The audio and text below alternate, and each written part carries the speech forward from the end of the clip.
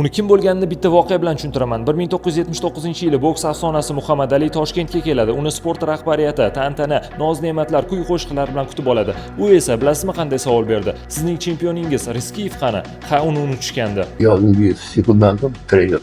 Bilinmiş bir trener. Ben hammasini teskarisini yapırgan. Ben ringe 5 minut çıkaman.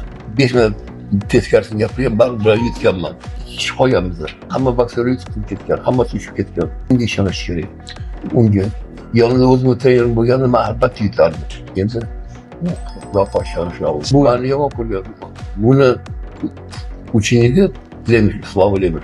Buni qo'lda ishlagan katta bo'lgan. Men uni urganman. Yevropa chempion bo'ladi, keladi mendan katta yigit.